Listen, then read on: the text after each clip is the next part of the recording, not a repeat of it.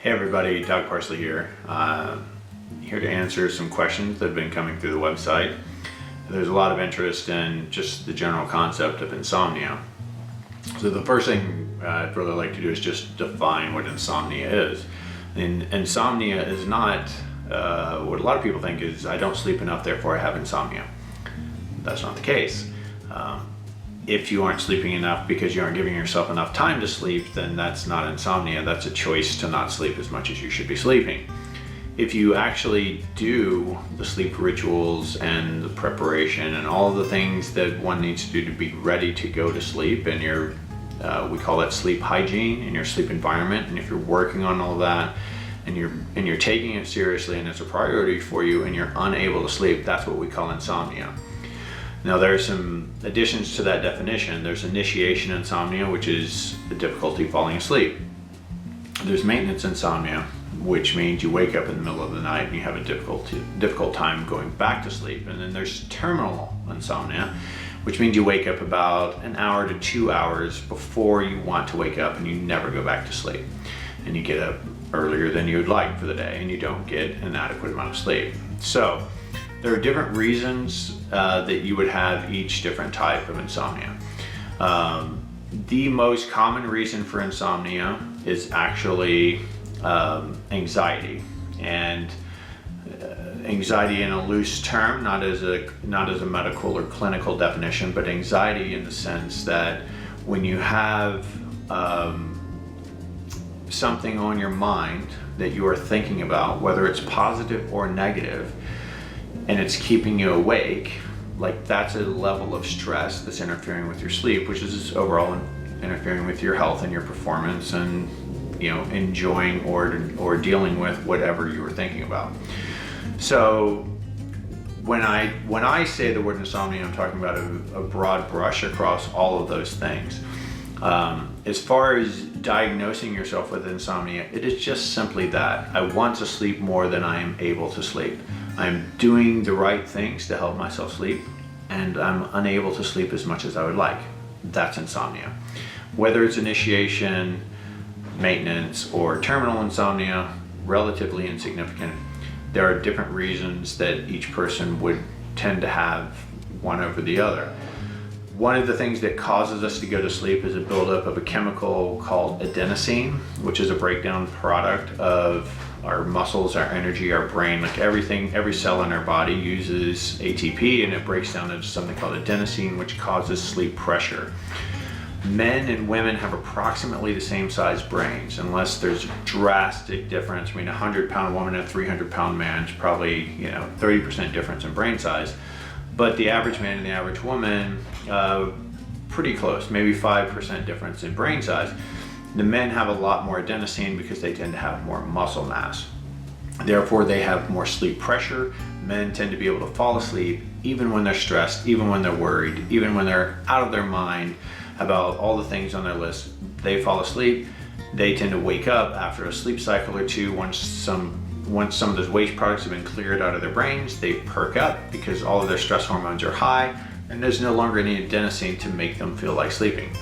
So they wake up about, if you're finding yourself waking up somewhere between an hour to 2 hours after you go to bed and being wide awake, that's probably what's going on, is that the sleep pressure has gotten you to sleep. Your brain has cleared out some of the toxins and waste products in your brain, and now your brain's functioning better, and your stress hormones have been high all along, and now they're high enough to keep you awake.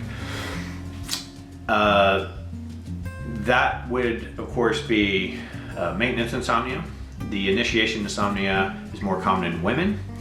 The women tend to be the homemakers and the caretakers. They have a lot of things to do. They have a lot of things to coordinate in their lives. And they're usually busy with kids and spouses and professions in these days, and often hobbies and social groups and so on and so forth. So it's an overwhelming amount of tasks that you can't possibly get to all of them, and everything is externally driven. And usually the first time that a busy mother slash wife slash professional has that same, the first time she has the time to actually think about the things she's worried about is when she gets into bed. and she lays down in bed, and the kids are asleep and the husband's asleep, and the house is quiet and everything's put away and you're ready to go to sleep, and now you're going to lay there and you're going to think about all the stuff that you didn't have time to think about and all the things that you have to plan for, as well as probably worry about every potential mistake that you've made in raising your children or having a relationship or your career or whatever, just because we all do that. We're all worrying all the time. So I'll point you to a blog. I've written a blog about sleep hygiene for initiation insomnia. There's a few really simple steps that I would recommend anyone do, whether you're male or female. That's not meant to be a blanket. Those are just the tendencies. And then terminal insomnia, what I was talking about is when you wake up an hour or two before it's time to wake up for the day. That can also be stress hormones. It's obviously not stress hormones that are affecting your ability to go to sleep or stay asleep. It's just stress hormones that are too high too early in the morning.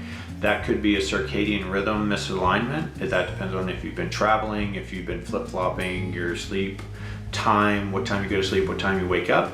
Consistency is the key if that's the issue. If it's circadian rhythms, the key is to realign, go to bed at the same time, wake up at the same time, no matter what you have going, make sleep your priority and see how that goes. The next most likely thing is that you, again, just have higher stress hormones and those are peaking earlier than you would like them to do.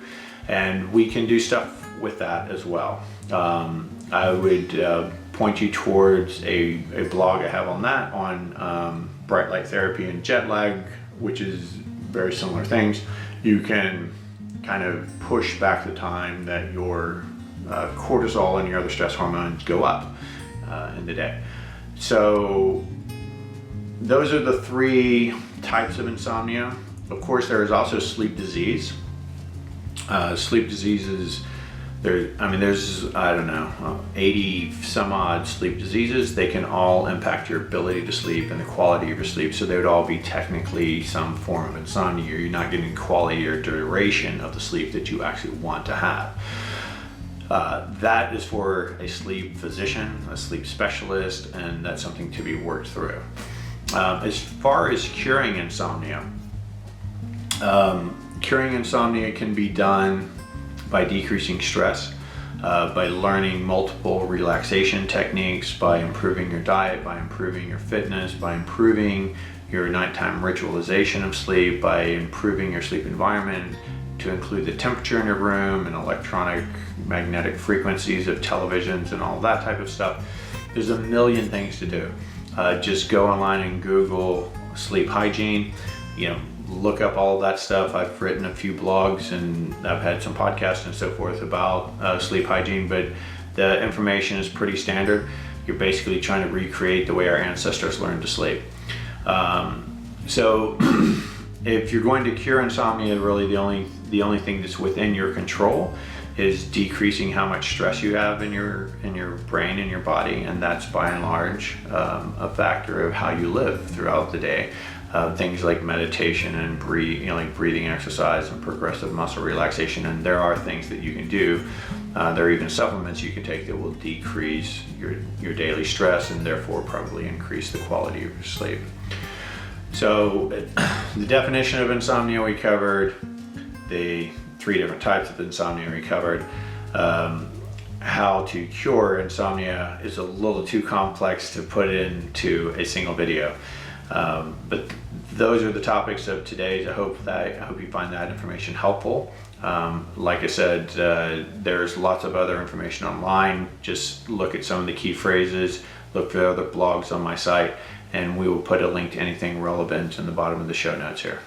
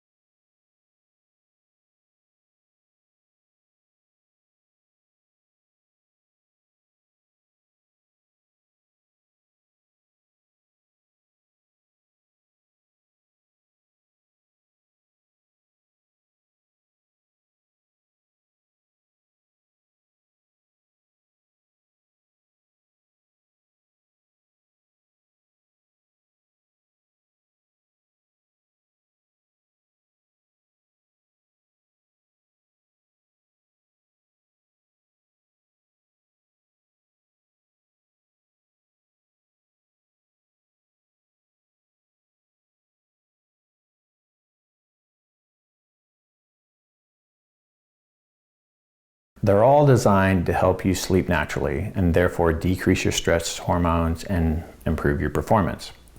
There's no catch here, just great sleep. To get your sleep remedy today and start sleeping better, just click the link below.